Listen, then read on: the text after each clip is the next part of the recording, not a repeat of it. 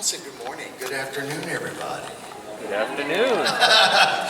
Welcome to my panel, the panel du jour. Yes, Miss. Okay, we're good. We're good. I brought my own. But if you've got some of those little baby cold ones, I would not be upset. Excellent. Thank you. Are you guys having a good time this weekend? Oh, heck yeah. This is like super chill. I was last year, as I came up and we were driving up, I was like, somehow this is just all familiar, but that's not possible. And I was here in 2008. It was just a different con at the same location. And that was when we were all being hunkered down, like in the corridors for a tornado. Yes. Just talking about that. Yep. I remember that one. Tornado Con. Somebody who said they remember that one? I was I there. do too. We were Were you there. there? We were Yeah. there. Really? You must have been a diaper baby by that time. I mean, that was... I'm a lot older than I look, trust me. I've been doing this for 15 plus years. Because it was also in '09 too. Yes. Love the cosplay. And I mean, it just took me a minute. I took my glasses off, so, you're just a blur of color to me. Oh, I understand that. And feel free, I know what the tradition's like. Yeah, I'm going to dot in for a second and I'm going to escape. But feel free to come in closer because it's a lot easier for me to hear you because, you don't have the microphone. But I'm pretty chill with just a Q&A, so anything you want to know about, like, how did it all happen? Of course, the inevitable question, like, how do you become a voice actor? Totally prepared. I will not be ready to train my competition.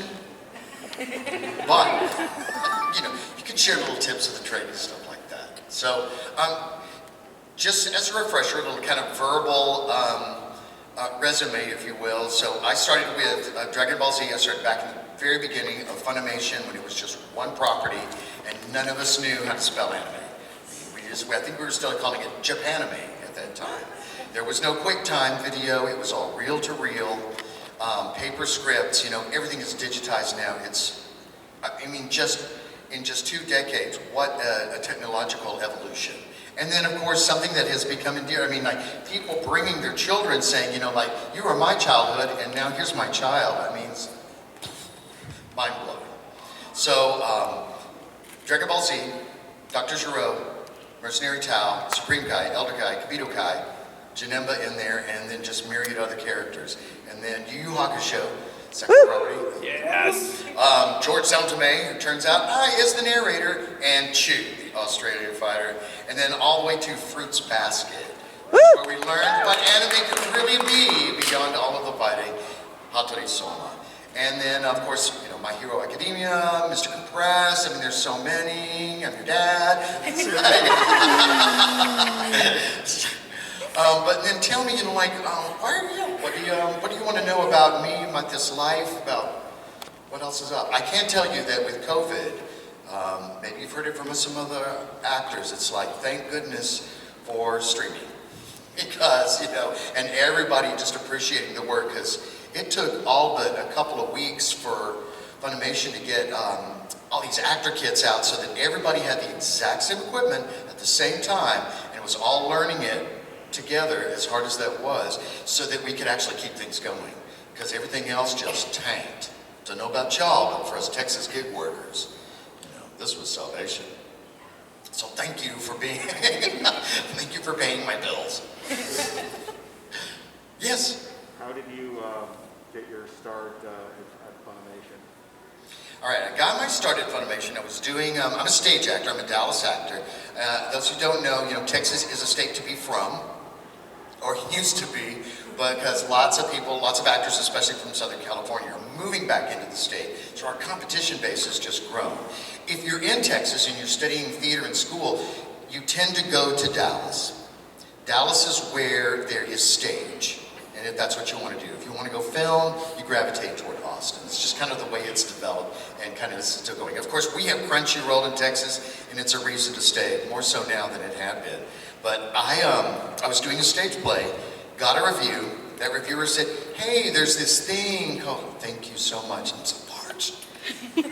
There's this thing called Dragon Balls. Just stumbling over the words. It was coming out of Canada, and do you want to audition? And sure, and I walked into, it was kind of like this, a big open room in this bank building that also served as headquarters for bankruptcy. So all sorts of interesting folks coming in, going up and down the elevators, and I opened the door. It's a cavernous room like this with a little whisper room. That's like the soundproof closet, the little cabinet that we might record in. And one of those fold-out Tupperware tables, and just baby Chris Sabat and baby Justin Cook. Because, you know, they were just college grads at that time. And in a band. I mean, it's like all those guys were just in a band at that time. And had this audition. And that was for Dr. Giroux. And I got my head stepped on and thought, well, that was pretty much it. That was pretty cool. And moving on to the next gig. And then it just kept going. So it all started right there. It was pretty humble beginnings. I mean, nobody knew what we were going to end up having in our hands at the time. You know, and most of us are still around recording, thankfully. And now that it just keeps, you know, it keeps evolving up, it keeps growing up, leveling up, if you will. So, does that answer your question? Thank you, I appreciate you asking. You know, you didn't start it all the way back in the beginning like, well, in elementary school. Oh, good, multiples. All right, I saw your hand first, in all fairness. All right. Can you share a vocal exercise that you use to get ready for the booth? One more time. Can you share a vocal exercise you use to get ready before you go in the booth? Let me tell you something. You do vocal exercises when you're about to go on stage. The exercise you might do in the car, or just like just getting your voice warmed up, like coffee. I've seen a couple of voice actors going into the booth to do, you know, like the me, and running through some things, and watch the director just suffering through it. I don't know that there's a lot of that happening that's right there in the booth. That's all the prep that's, you know, coming before. You don't let anybody see it or hear it. They'll record it and shame you with it later because it's fun. But you know, it's just like a series of tongue twisters, I think, is what my thing is. I feel like I get a lot of characters that are like, you know, the Hattori Somas that are a little more fast talking, kind of like me if I'm amped up. More Mr. Compress-like, so I really have to be able to articulate. And I get to do a lot of the narrative stuff. If there's a lot of place names, Japanese names, like historical stuff, I tend to get some of that. So I like to do those kinds of tongue twisters. But I mean, it's nothing special. It's something anybody would have at their fingertips. You know, Peter Piper picked a peck, all of that. Now that's good just for anybody, you know, who wants to speak publicly and be competent and convincing. I grew up in rural North Texas, and I heard a cassette tape of myself as a child, and I had real North Texas accent. I mean, it's syllables. My name is Ken. Although I'm a middle name. It was Jimmy K that they tried to call me when I was a kid. But you know, that takes some work to get out of your voice. And the reboot in particular, because I've got what's called a pickup. That's if later on after you've recorded, you get to come back and record one little thing again because of maybe how you pronounced it. It got by the director at the time, not Caitlin Glass. But it was for the reboot of Hattori Soma, and I had said Git, G-I-T instead of G-E-T. That's a big Texas word. Git. Yes, and then you had one. Did I answer your question, by the way? Yes, you did. Thank you for verifying, because I could never know. Actually, you now brought up a second question of mine. The first one was real simple. How hot does it get in the booth? Come again? How hot does it get in the booth? It depends on how well they're vented. You know, nowadays we don't get into one of those little enclosed closets with a, you know, plexiglass window in there. You're in basically a room, you know, at the new Crunchy room. Oh, there I am, if I finally speak into the microphone. We've got ample space. The new digs are amazing. We don't go into a room with another little bitty tiny room in it, like they do in a game show if they put somebody in a soundproof booth. But yeah, we walk in, there's there's a little stool for us, a little table so we can put our stuff, our water, our wallet and keys, and then you've got the whole array. It looks like, kind of like one of these poles, but almost like an IV pole with the wheels. the little tripod thing, and then it's got all the arms coming off with the cables, you know, kind of like a little, you know, a drip or something that's going to come in, and that's what it looks like. It's very clinical in a way, you know, but it's so much space, and you just have all of that room. You stand. I'm sitting now because I can, and it's almost my birthday, and I feel old. Happy early birthday! Another one on the pile. Did that answer your question? That answered the first one. That was one. And Yeah. then the heart one? How do you switch between accent to accent and stay in character?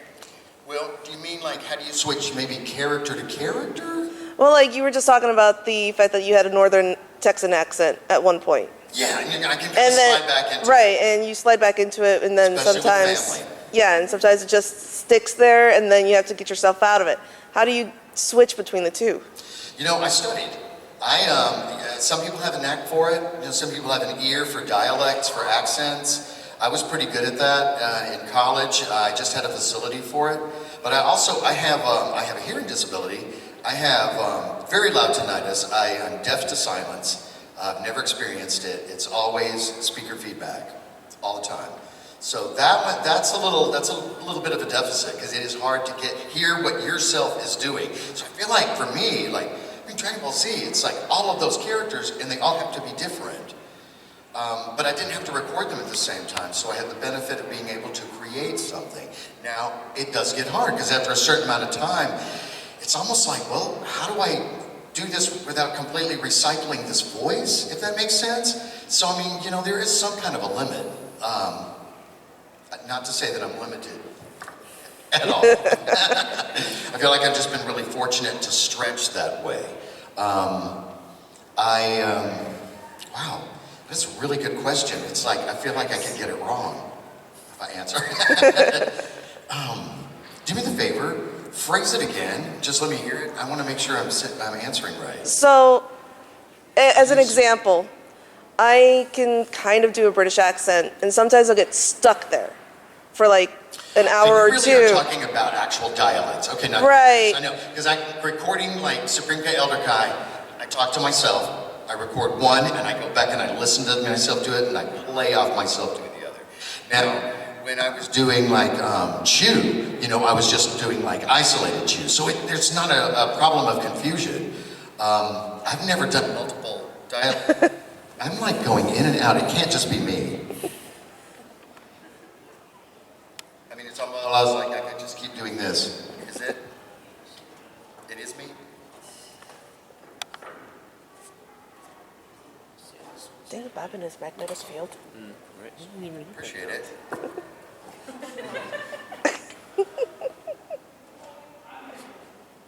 I think it is now, maybe, no. Yes, no, maybe so. Nope.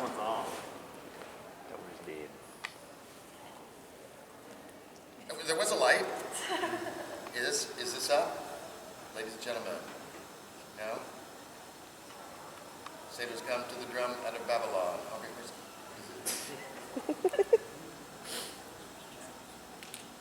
oh, no?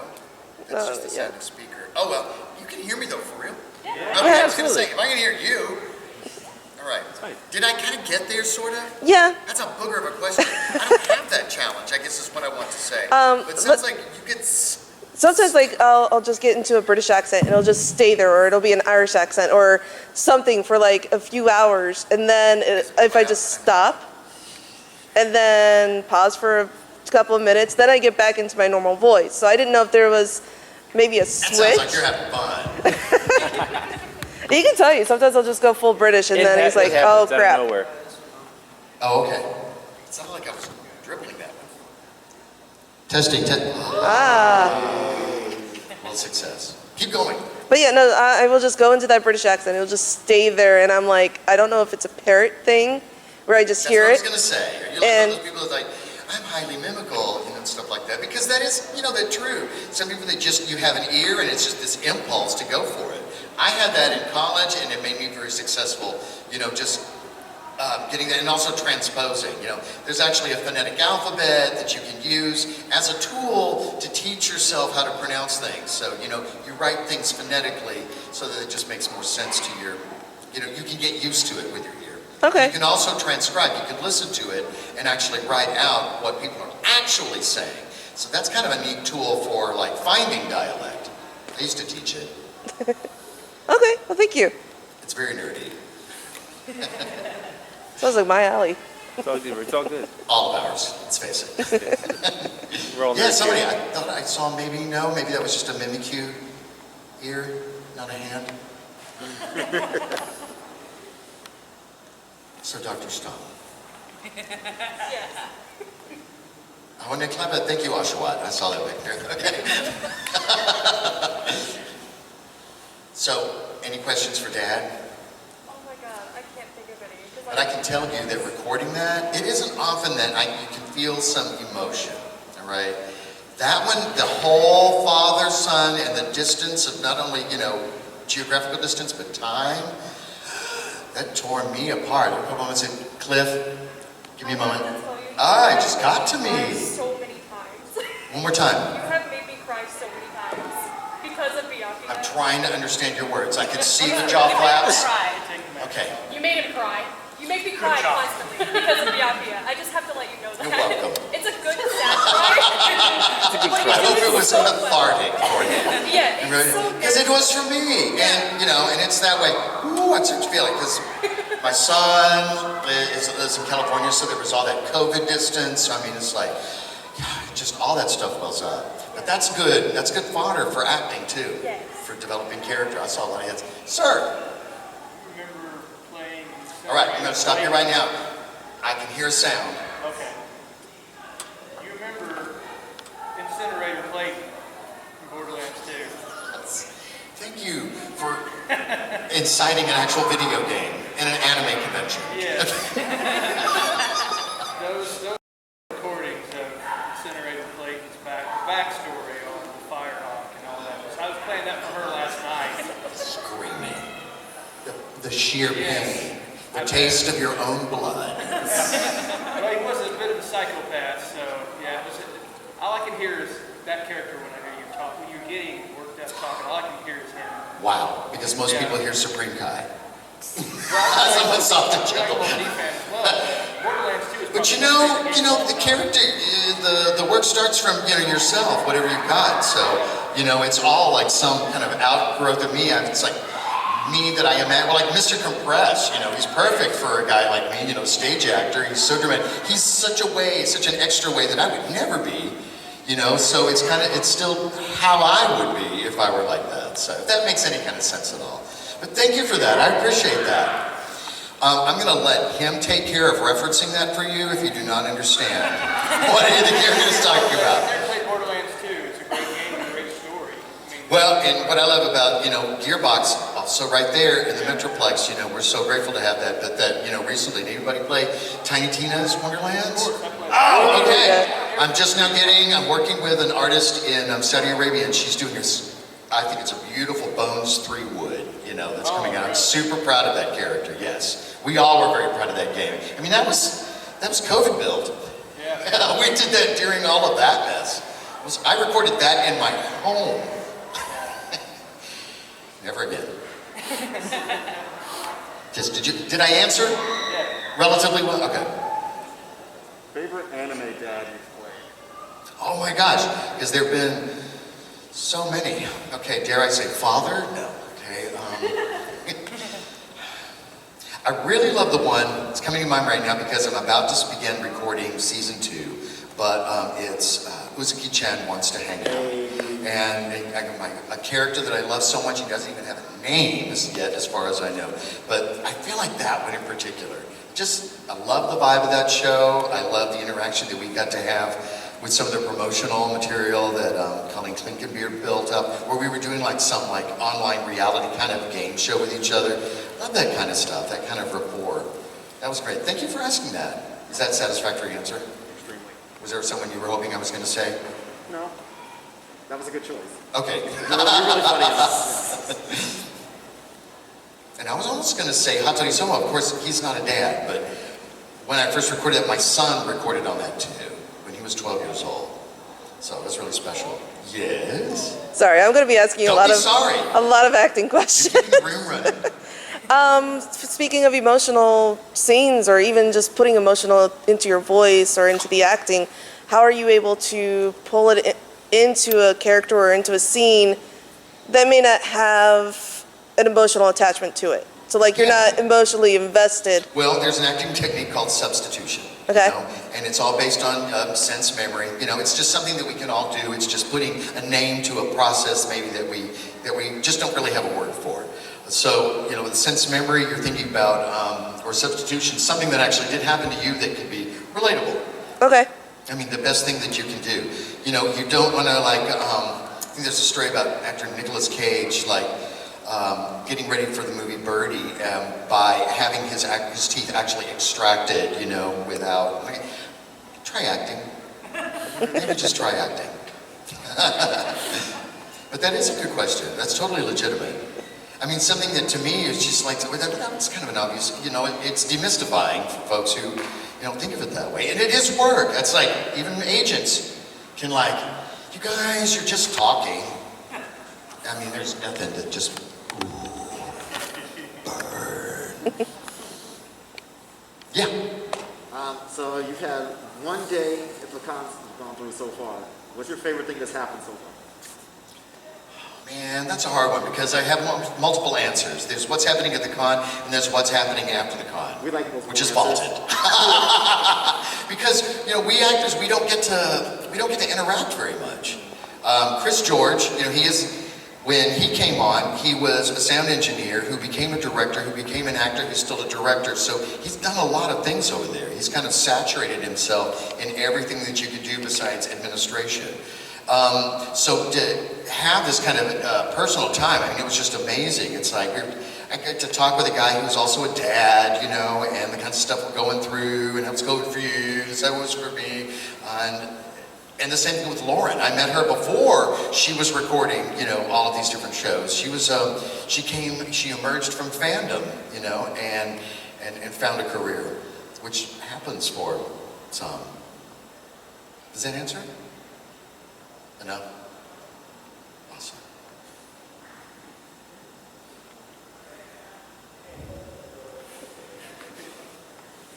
Yes.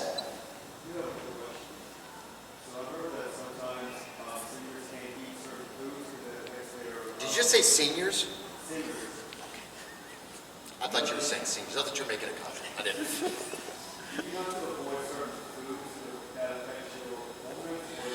Dairy. Before going into a work situation, you do not want to have just had a meal before you go in to record. That's not what pop screens are for. To catch, you know, great. That's for wind. But yeah, you won't want to do that because it's just what's happening right inside here. You get to hear terms from your audio engineer like, throat biscuit.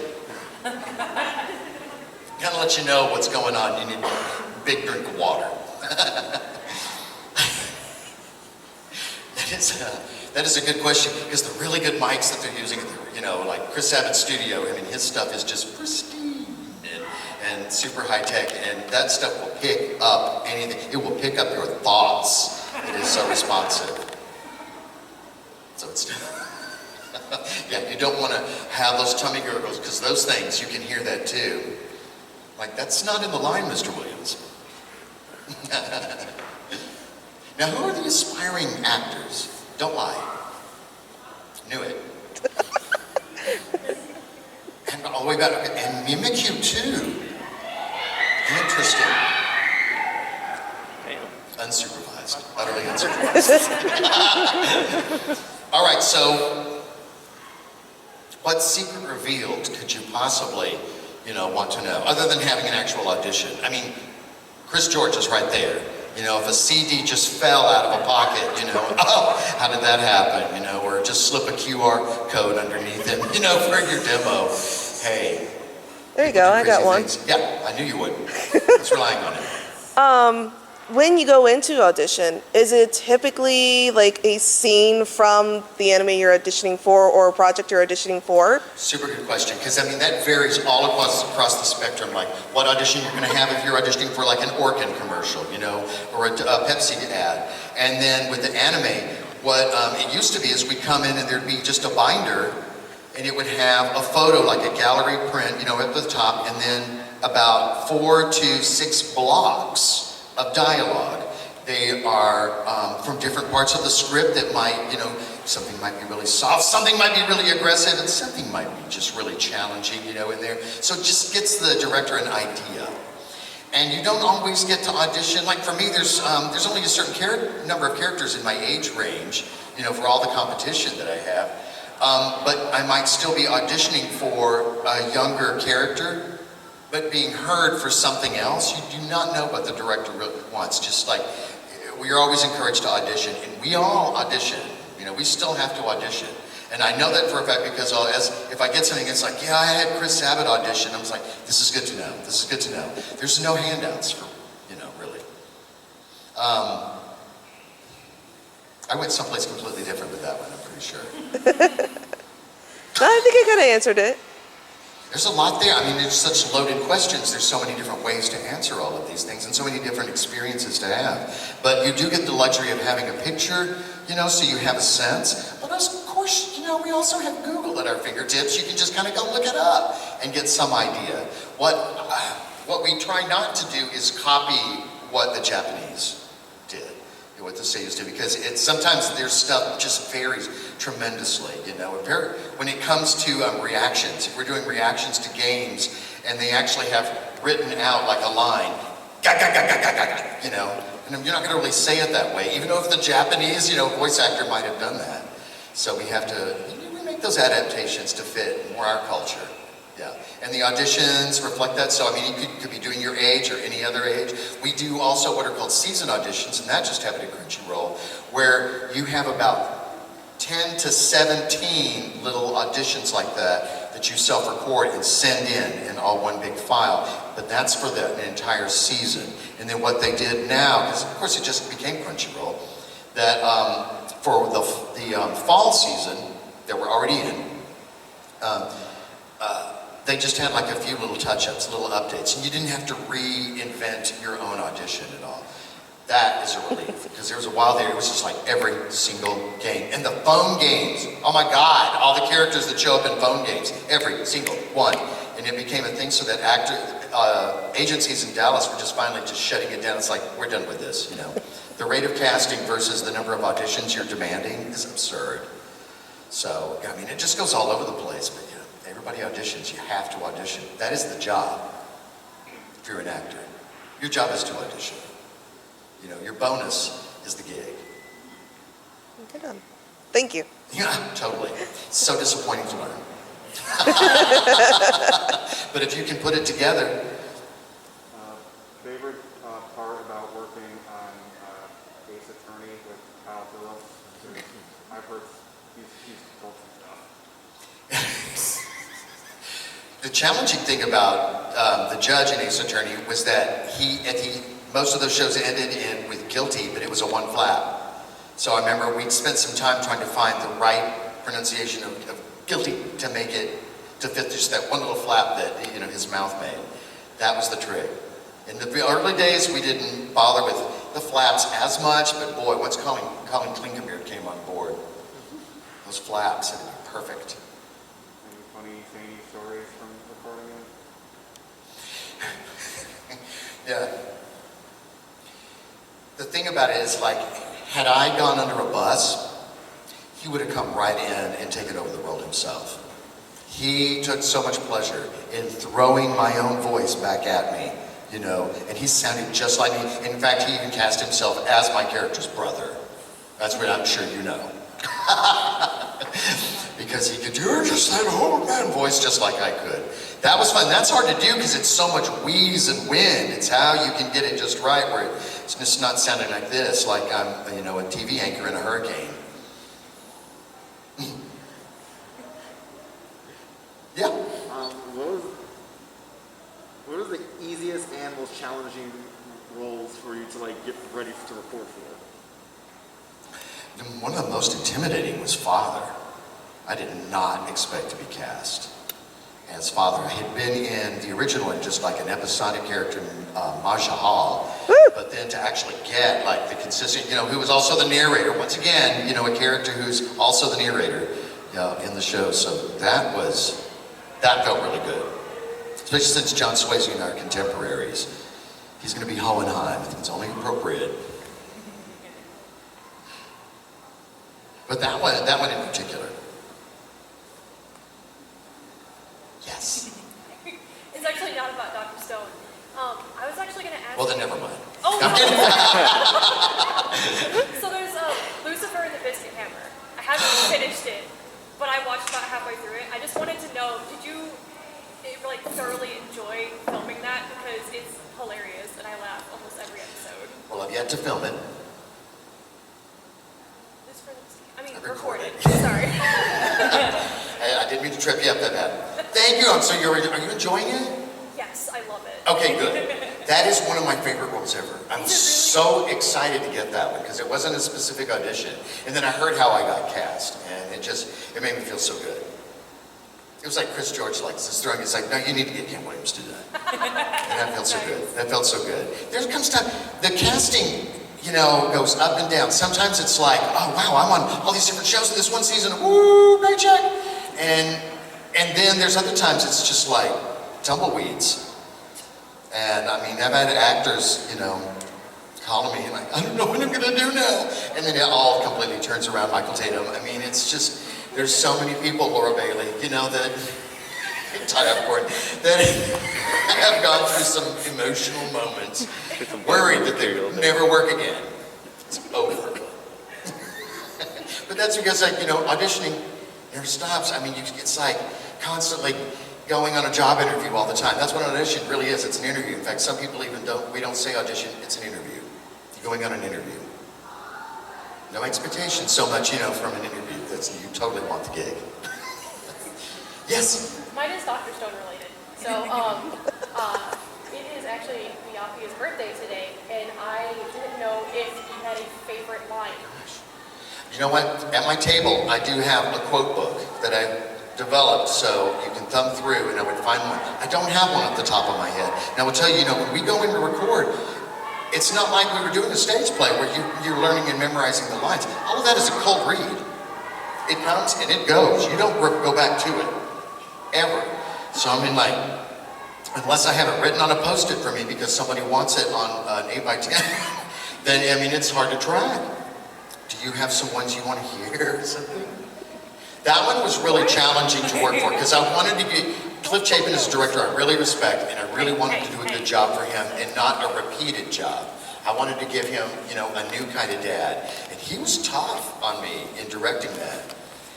I mean, some of us veterans, we just like to ace it. We just like to come in, drop the line, and it's magic. But he was making me sweat. That was good. It's your dad's. What do you mean with a spot like that? Or I could. You always have them read a line off of your favorite line. Don't.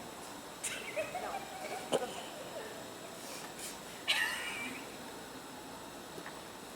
I've just been waiting, begging for you to ask a question. So you're not, you're not one of the actors? No. You're not like their ride or anything and you're just avoiding them? Okay. Do you think the Cowboys are going to have a good season? I give up.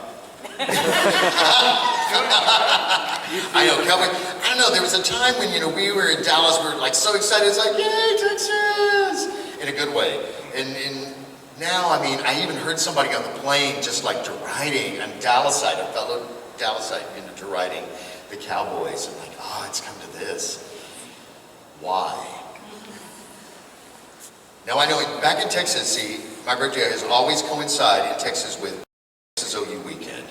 So it's Texas, it's college games, and it's always in the middle of the State Fair of Texas. If you didn't know, State Fair of Texas is the big O deal in Texas. It's 24 days straight fair. It is a lot of activity, millions of visitors, and big game. So for those of us who have birthdays in the middle of it, forget it if you want to go out on town and have a drink, because that is all of Oklahoma and every part of Texas south of Dallas has come to convene.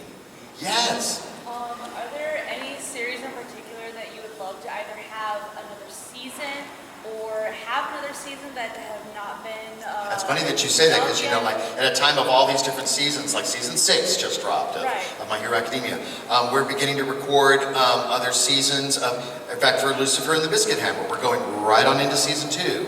That'll be starting to record next week. And then I know 2 other shows, like Uzuki-chan, I mean, has developed a 2nd season. So I go in Tuesday to record that. I'm super excited and anxious about it too. It's like, got to do all that work all over again and get that character, got to hear him.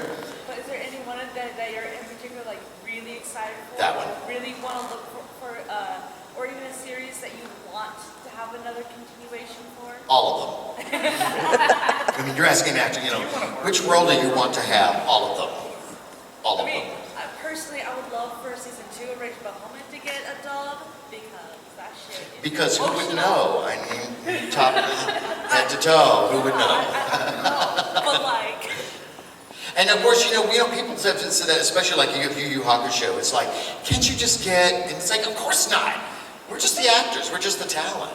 You know, we may be a face, you know, for the show and for the characters, but we have no say whatsoever, no input. Nothing is shared with us. In fact, if anything happens, we all get an email apart from our talent agents that say we're all keeping our mouths shut together right now if we like our roles. You know, because sometimes people leak. It's happened before. There is an admission. Did that help? Answer? I mean, I don't have a good answer for you. Season 4, Golden Kamuy, I mean, like all these different seasons are coming up. Yes? What's a show that you've done that you're really proud of, but that like flew under the radar and you wish got more attention? I loved, me and my mind immediately went to Death Parade. And because I got to do it, it was Zach Bolton who cast us, and he's always been good to me as a director. And then I got to do it with my buddy Todd Haverborn, so it was just super special to do that. It was hard. I mean, tears, fears, all of it. It was all in there. Super emotional roller coaster. There was an old one called Mushishi. You know that? Love Mushishi. I know of it. I haven't watched it. One of my That was back in the hard days of recording before everything got, you know, really tech advanced. And that was from Mike McFarlane. And that one was like a cathartic experience, just like, you know, when you're really just weeping and you finished everything. Okay, we're gonna pick that one up again. to keep drawing all that. It is emotionally draining. You know, some people go out and they have you know, like some Reiki done or something to like reconstitute their bodies after an experience like that. It's very draining. Wow, I haven't thought about that. Yes, Ashwat. So, I know a lot of the times with scripts, like when you're in the booth and stuff, you don't get to read it beforehand. Do you find that there are any words that come up in a script that, like, you stumble over? Words? Yeah, like certain specific words that when they come up, you're like, ugh. Wine? Yeah. There was one during Yu Yu Hakusho, as the narrator, I mean, it was ridiculous. It was like somebody was cursing my lips, you know, and I just could not get through it. It was terminal or tournament. It was something in there that it just, sometimes it's the combination of words, and I've had the director go, you know what, never mind, I'm just going to rewrite this. Because it's just not worth it. And then usually it smooths something out. So sometimes it's not the actor's fault. But again, I did say tongue twisters, right? Articulation, it's the key. Wanted to do to die today. Yes, Asaza. If you were to ever have the opportunity to cosplay a character that you love, who would it be? I think it would be Mr. Compress. Just because I love, you know, that outfit. I think I already have his, you know, London fog at home. And mask. No one would know. But then I could actually do the voice, right? Yes. But the thing is, like, that's the thing, it's like, when Funimation was starting out, I was a teacher. I taught for 30 years. And so my students are like, that's neat, Mr. Williams. Now do Goku. They did not get it. They did not get it. You know, that it could really happen. Placing that thing that they hear and that they see on television and giving it a, you know, a familiar human, you know, body. No, it's a lie. Awesome. Yeah, yes. Oh, since you asked, and it is past tense. COVID killed. COVID killed. I taught Japanese kabuki theater, as one does. Stunt fighting for the stage. So I've choreographed a lot of, even like, I'm talking kindergartens, body slamming. You know, I've choreographed all sorts of things. And puppetry. I'm a marionettist. So I used to teach all of those different techniques, and some of my students, let's see, I had Rico Fajardo when he was a grad student for a day-long seminar thing. He did kabuki and puppets with me. Travis Rillingham I had, Maxie Whitehead. Crossed paths with the, you know, younger versions of now actors. You know, Dallas is a small market, y'all. Maddie Morris. Well, Maddie Morris, she was working backstage with me for, you know these things, for a stage play that I was in with Austin Tyndall.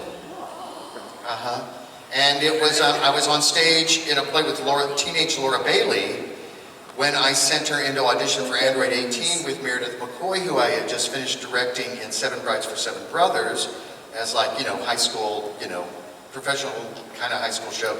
And of course, you know, she got it and Laura cried, and then the rest is history for her. But yeah, I mean, all these early versions of these people, there's so much talent that has come out of places. Everybody's from somewhere. Let me just say it that way. Everybody's from somewhere. Yep. So a little bit of a sillier question. You having many roles in Dragon Ball and Dragon Ball Z, how do you feel Still. How do you feel about some of the abridged series, or like even the Team 4-Star series? Like, has it like caused you any disdain, constantly having somebody bring it up to you, or is it more of a admiration type of thing? Don't know very much about it. They actually, one of the studios we worked for a while, they're now in California, Sound Cadence. They were actually using the studios that belonged to Team 4-Star. So it's like, they were just right there.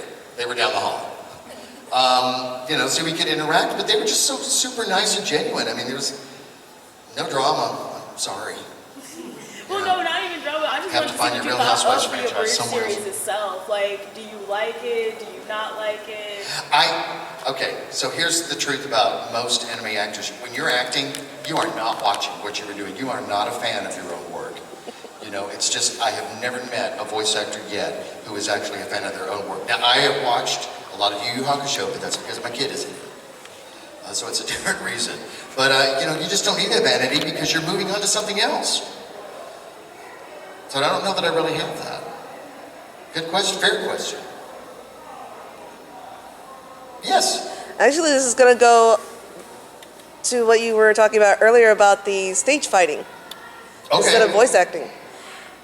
How would you, for beginners, instruct them to, I guess, block their stage fighting? Like, is there something that we need to You know? always want to block, Well, yeah. choreograph your stage fight. But I mean, to make it so that they don't get Please. hurt, how would you instruct them to make it? You can't guarantee that you're not going to get hurt. I've been hurt on stage. I was playing, happened to have been the role of Lady Gloucester. It was a really interesting Shakespeare that I was doing at the time. And my husband, the Duke of Gloucester, is a very tall woman in platform shoes. And our fight was really close, and she was using rebar. That's the iron bar that reinforces concrete. Okay. You know, and the idea was that she pops me in the cheek, and then the audience just reacted at the time, and the audience was this close and closer, and she really hit me. I mean, she rang my bell. The audience had no idea that I had been really hit. They're like, that blood is so realistic. I could hear people talking, you know, and that's when I knew. But I mean, and then the eyeballs of the actors. So I mean, like even in your best moments, I mean, like that, it's so rehearsed. I mean, there's accountability. for stuff like that for union actors. I mean, that's a big deal. And if you're teaching children, you have to have special insurance. Let me just tell you, you have to have some very good insurance if you're going to work with young people to do fight choreography. I've done so much Lion Witch in the Wardrobe for junior high schools all over the Dallas-Fort Worth area for years.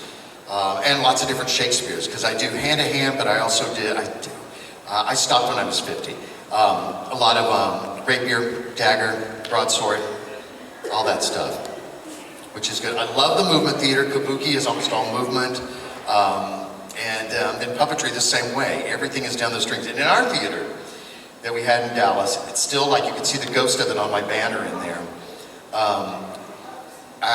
One of our ugly stepsisters is Monica Rial. Ian Sinclair is our Prince Eric, you know, so we have a lot of funny talent. Todd Habercorn recorded all of our shows with all the different talents. So like we had some pro stuff with, you know, a little inside track in there. So yeah, I did a lot. But Thank you. kind of, in Texas, that's what you got to diversify. Like, I want to go in just for anime. Cannot do that. There is no voice actor making their living in Dallas right now, or beyond that is just doing that one thing. You're also auditioning for commercials. You're doing or auditioning for audiobooks, industrial films, small films, short films, you know, everything. Say yes to everything, you know. When am I a professional? Did you get paid? Welcome to the club. That's kind of what it's about, yeah? All right, awesome. I'm getting the feeling with certain folks that we are wrapping. Where are we on time? 10 minutes. Oh, 10 to 4? Till or after? Till, good. Okay, so we've got time. Awesome. Yes? How did you get into puppetry? I was always interested in it with a kid. When I was a kid in Dallas, there's in Arlington, there's Six Flags over Texas. When I was growing up, there was a show called the Good Time Theater, and it was kind of a multifaceted show, a lot of lights, string puppets, hand puppets, full body puppets, rod, but it was just everything. And I was a little country kid, and I was just fascinated. It's kind of thing like roller coasters, yes, but I went to see that thing about 3 times. If we were gonna, like, growing up, I don't know about y'all, but if I'm going to the theme park, I'm gonna open it and I'm gonna close it. I'm gonna bookend the day, you know, at the park. So that's what I did, and that just charged me up. And then, you know, seeing Disney and all that stuff, I just like, how do I become a part of it? One thing is appreciating, the other thing is figuring out, how are they doing all that? Well, everybody's watching the stage. I was looking at the lighting, you know, that kind of a thing. And then I got a puppet when I was a kid, and it just kind of happened. I used to be a visual arts person, so I started out one track, and I was really good at it, but then what I really wanted to do, you know, was perform. Going through school, pre-med all the way. Up until February of my senior year of high school, it was a pre-med track. And then I auditioned for Southern Methodist University, got accepted, had to get accepted by the university, and then kind of went on. Little stars in my eyes and everything, and you know, it has paid off. I will say that. It has paid off. And I never had to leave the state of Texas.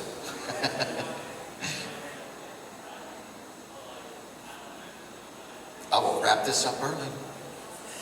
Yes. What's been your favorite thing about this con so far? To be honest, you know, there's the big events, and then there's some more kind of like grassroots hometown feel. I like this. It is far more my speed. I love the table sign interaction that you can get. It's more memorable for me, if that makes sense. You know, I like people, you know, coming up and just talking to me, jogging me, and telling me something. It's great to get, you know, that nice shot in the arm. It's great to get paid. But it's also great to meet people who like are really earnest about what they're saying, about what you're doing, you know, providing. So, and that's, I mean, who wouldn't want that? Who wouldn't want some kind of reassurance that what you're doing is of value? If that makes sense. Love that. So that's my favorite thing. I mean, also the fact that you guys actually have seasons. I mean, in Texas, it just goes right to brown. This is jacket weather, it's okay, it's not gonna hurt you. And that's why it's like, I'm so underprepared for what your normal weather is, I guess. Is this normal? Yeah. Where it's like 39 degrees in the morning? Yeah, It's like this. It's a roller coaster. It is a roller coaster. Okay, so it's the same way in Texas. Okay. Yep. If you dress for the Midwest weather is in the morning, bipolar. you'll be dead by Very. I mean, I felt like a moron that I just came and it's like so freezing. I've got, I even brought shorts. If you were I'm here sorry. June or July, maybe even August, it would be much warmer. So like, yeah. but- Yeah, it's so like it's gonna be hundreds. What it is At least. just the landscape is just lovely. You know, most of Texas is semi-arid, so, you know, we get what rain we can get, but landscaping galore. I mean, the lawns, the competition of the lawns, you know, all the watering that's happening. There's only one natural lake in the state of Texas, but if you look at a map, you see it dotted with reservoirs like it was Minnesota. I mean, it's just ridiculous. Y'all have been amazing today, by the way. Thank you for No, you. coming, being of interest, participating. And like, we only drew more folks in. Now, I have to ask, why is it you're asking about the teaching? Are you a teacher? Me? Yes, me. What was I asking about what? Teaching. Oh, well, I'm just curious. Oh, okay. I thought maybe you were a teacher. Hey, you know, did you have a gig? Yeah, and I taught, like, you know the actor Wendy Powell, Envy, you know, she's a big time. She's a big time middle school theater teacher in Dallas ISD. I'm about to go work with her. If she doesn't do kabuki, then her kids, I help polish the show for her, and those kids win. Wendy Powell's a winner. So that I still do teaching with her, but a lot of everything else I just kind of had to let go the way. I'm looking for something new. You know? Yes. I am a teacher. Do you have any tips on how to teach like some of the stuff that you know to kids? Because you said you did like kindergarten, like. Well, and it's for me, it's like the content is the same, right? But you adapt how you present it.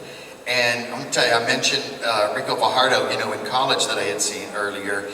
It was the same material, you know, and I kind of presented it the same way. Puppets work well that way. Everybody loves a puppet. Doesn't matter how old you are, you react just like a child with a puppet. Same was true of Rico Fajardo. Tell me, now I'm off on a tangent in my brain. Get me back on track, teacher. I am a teacher, yes. I'm a preschool teacher, and there are like, and I also like grew up doing like theater and stuff like since I was like 3. So I sometimes. So preschool, you've got some freedom. Yeah, so I like to take like the puppets that we do have and kind of like mess around with my voice and stuff with the kids, and then Fun fact. it does help. Yes. For a couple of years, I taught for the Texas Workforce Commission, the state office, training child caregivers creative dramatics techniques to use in the child care environment. So I'm like, at a seminar. So there's a lot that you can do, and all of it is right. If you played Follow the Leader as a kid, you know, freeze tag, all those things, and you just adapt some characterization to it, you know, your favorite character from kind of a thing, perfectly legit, just really gets their emotions firing. But you know, moving and thinking at the same time, issues of timing, like all those stop-start games, you know, but with theatrically, you know, all viable. So I would say a lot of that. Now, I didn't teach any kind of academics. I always taught theater. For me, it's the fact that like the best way to kind of like get them to like stop whatever it is they're doing, especially when they're acting like they're on crack. I take like the puppets and I'll put on some of the songs, and I will do like, you know, just throw my voice around with different things to kind of like, and it always grabs their attention. The whole class just stops what they're doing. And when you do grab their attention, do they come to you like they're coming for you, or do they come to you and sit down like they're about to watch No, something? they just freeze. Oh, they just freeze? Oh, that's even better. Okay, good. The whole time. Like, it is so fun. So there's, I don't know if you've ever heard this song, but like Baby Bumblebee, every time we do that, I do this like really like very nasally, high pitch. I'm twisting up my, I'm kind of go up there and like completely like. That's bug, exactly like, what you some of need the to do, words. though. And the whole class, all 12 of them just stop and stare at me the whole song. You only have 12? I have 12 2-year-olds, and they all just stop and stare at me all day. There's Oh my 12 2-year-olds in one class. That's and they 11 all too many. Stop and stare at me. Wow. Wow, and you're here. In one piece. I have a lot of forgiveness for children. Okay. I heard this man has a lab coat underneath his shirt, and he's going to take you back to the institution after the seminar, after the con. Oh my goodness. Awesome. Guys, thank you so much. I'm going to go ahead and wrap this up and turn this over to everybody else. I appreciate you. Love to talk to you today. Yes, yes, yes. Enjoy. Tell your con chair and everything how much you enjoy everything that's happening this weekend so that it can keep on keeping on. Yeah? Absolutely. Awesome. Thank you. Thank you.